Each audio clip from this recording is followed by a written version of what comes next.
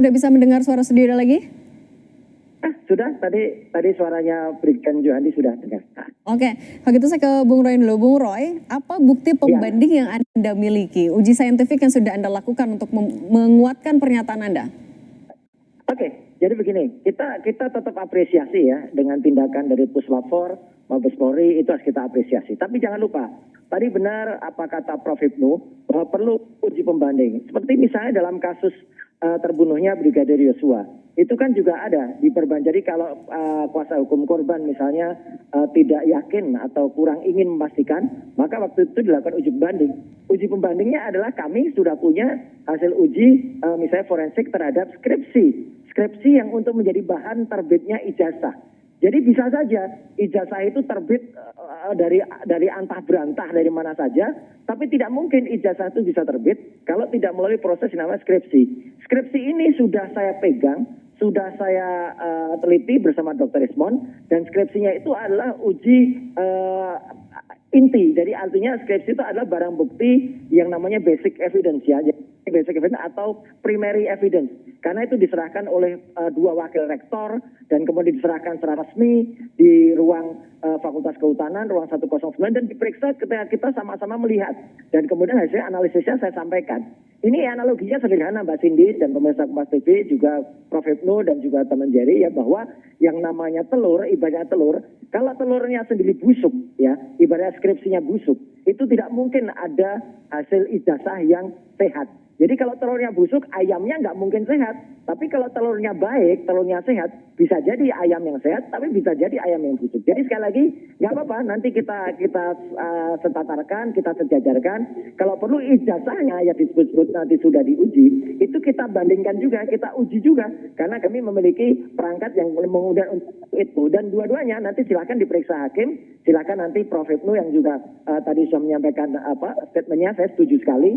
Jadi untuk dicapai kesepakatan secara forensik, kesepakatan secara ilmiah. Begitu Mbak Cindy. Kalau Bung Rali melihat dari bukti yang sudah dimiliki oleh Bung Roy Suryo, Anda bagaimana menanggapinya? Ya kalau kita apa yang sudah dilakukan oleh penegak hukum itu sudah betul. Justru kita ragukan kapasitasnya Roy Suryo ini. Saudara Roy Suryo ini kan menggaung-gaungkan keliling jagat seluruh media, kemana sampai ke UGM, menyatakan ijazah palsu. Yang harus kita pertanyakan saudara Roy Suryo ini dapat dari mana, lihat di mana dia ijazah aslinya, dia bisa katakan itu palsu. Kapan dia lihat, kapan dia raba. Nah sekarang ini udah di penegak hukum sudah melakukan pemeriksaan terhadap saksi. Nah, dan kita juga sudah melaporkan. Pak Jokowi sendiri sudah melaporkan bahwa ini kalau memang betul ijazah aslinya pembanding, nah saudara Roy Suryo sendiri sudah lihat di mana dokumen aslinya mana. Nah lapor yang akan diperiksa itu kan objeknya ijazah, bukan screen, bukan foto. Kalau Prof. Hipnu, jadi kalau kita ya Gimana Bung Roy mendengar pernyataan dari Bung Rali? Iya nggak apa-apa. Oke, selama ini yang punya ijazah itu tidak berani mengeluarkan. Sampai nah saudara sendiri dapat dari mana ijazahnya? Jangan ngarang-ngarang ngomong. Suryo, mana? Anda jangan asal ngomong. Jangan asal ngomong kamu. Anda jangan asal ngomong. Kalian kamu di mana? Kalau memang asal ngarang kamu ngomongnya. Iyalah. Oke, Bung Roy lanjutkan. Saya nggak imbang Mbak Cindy dengan orang yang asal ngomong ini. Saya nggak imbang sama kamu. Oke, Bung Rali, kita dengarin dulu. Oke, Bung Roy. Iyalah, di mute dulu dia, asal ngomong dia. Jadi artinya gini, ya, Pengadilan Negeri Surakarta saja sudah minta ijazah itu dikeluarkan, nggak dikeluarkan. Nah sekarang, alhamdulillah, saya bersyukur Barreskrim bisa meminta ijazah dan kemarin sudah diantarkan oleh adiknya Iriana. Bagus. Jadi artinya ijazahnya kan sekarang ada. Dengan ijazah yang ada, kita lagi periksa bersama. Kalau kemarin saya periksa, itu adalah bukti dari ijazah yang konon dikatakan asli oleh salah seorang kader yang namanya PSI, yang namanya Andi Sandi itu. Nah itu kalau itu ternyata dikatakan palsu dan nanti ternyata itu memang palsu, justru Sandilah yang harusnya kena pasal 35 dan pasal 32 Undang-Undang ITE. Itu karena clear banget. Sandi, Anda beralibi berlindung di belakang Sandi. Oleh Anda sudah Fakultas beralibi. Kehutanan gitu loh. Jadi kita Bapak mau Anda benar bukti kok, bicara nggak berdasarkan omong-omong, berdasarkan unggahannya Oke. si orang-orang Sandi. nggak jelas kayak gini. Oke, Bung Roy, Bung Reli, kita tahan dulu. Kita itu nggak jelas. Oke, Bung Reli tahan dulu. Kita tanya dulu Prof Ibnu. Prof Ibnu, tapi kalau dalam mengecek keaslian dari sebuah ijazah, apakah skripsi sebenarnya adalah bukti yang kuat nanti di persidangan? Iya, sekarang objek yang diperiksa itu ijazah atau skripsi. Ah. Kalau ijazah ya ijazah, gitu kan. Disinilah ijazah yang akan dilihat sejauh mana identifikasi tentang tanda tangan, sejauh mana identifikasi tentang stempel, sejauh mana identifikasi tentang kop surat. Nah, itu yang saya kira akan dinilai nanti. Makanya Pak Dir Mabes Polri tadi tinggal 10, karena 10 itu yang menentukan, 10% itu. Karena 10% itu menentukan identifikasi tentang ijazah. Identik atau tidak identik. Apa? Nomornya, tanda tangannya, kemudian stempelnya, kop UGM-nya. Itu yang saya kira akan dibuka tentang ijazahnya. Oh, ijazahnya ini identik, ya berarti selesai. Oh, ijazahnya tidak identik, oh berarti bermasalah. Nah, ini saya kira ilmu-ilmu tentang forensik identifikasi sangat menentukan sekali. Memang tadi saya katakan bahwa tentang identifikasi imbang itu nanti saya kira Bang Roy juga diberikan kesempatan untuk melihat itu. Disinilah nanti hakim yang akan melihat sejauh mana hasil Bareskrim atau hasil Pak Roy yang akan diterima dalam sebagai kesimpulan identik atau tidak identik. Itu yang nanti menjadi ramai, Mbak Cidi. Oke, Bung Roy, tapi kalau selain skripsi Anda punya amunisi lagi? Oh enggak, ya jelas gini, ijazah itu tidak mungkin terbit tanpa skripsi yang benar.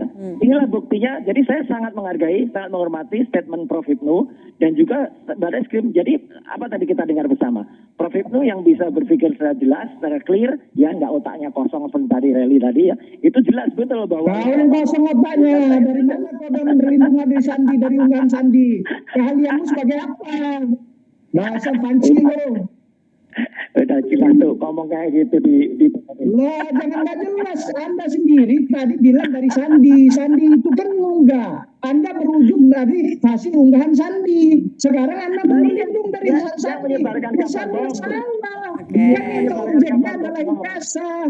Anda ini lakukan di objeknya sudah jelas ijazah. kayak gini ngapain juga kelompok Orang otaknya kosong. Oke, kita dengerin dulu Bung Roy. Gak imbang. Udah dah. Gak imbang Mbak gitu. Nah, sumber kok kayak gini.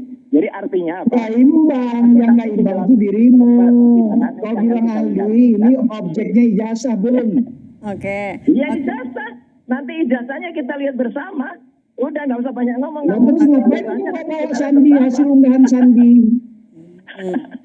Udah kalau berarti kalau ijazahnya betul itu, ijazah yang di-upload oleh Sandi itu kabar bohong. Kabar bohong itu yang harus dikejar. Nah, Itu aja. Oke, silakan Bung Reli. Sementara kau sudah bilang itu palsu karena unggahan Sandi. Berarti kau ini bermasalah ini.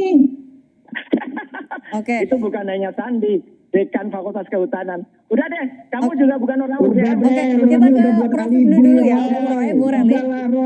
Oke, Bung Reli tahan dulu. Kita dengarkan juga nih kalau Prof Ibnu menegaskan kembali dengan pernyataan dari Dirtipidum tadi, 10% ini akan menentukan apakah iya tapi menggugurkan termasuk 30 lebih pernyataan saksi yang sudah diperiksa. Iya, karena ini uji saintifik. Yang dilihat adalah saintifik. Kalau saksi kan bisa lupa, bisa ingat, bisa terpaksa, bisa lupa-lupa dan sebagainya. Tapi kalau tentang identifikasi saintifik itu sudah A, B, B. Nah ini makanya tadi 10 akan menggugurkan, iya betul. Karena sejauh mana identifikasi itu jelas. Karena ilmiahnya, disitulah ilmu forensik adalah ilmu pengetahuan untuk membantu persidangan dalam mengungkap suatu perkara. Cocok, pakat saya. Prof, sip. Oke. Baik Prof Ibnu, Bung Reli, Bung Roy Suryo, terima kasih sudah berbagi di Kompas Petang. Saya selalu semuanya. Ya, terima kasih. Prof Ibnu ini cerdas kalau udah Reli. Tetap bersama kami saudara, usai jeda kami hadirkan informasi Kepala Komunikasi Kepresidenan Hasan Nasbi mengusulkan mahasiswi ITB yang membuat dan mengunggah meme bergambar Presiden Prabowo Subianto dan Presiden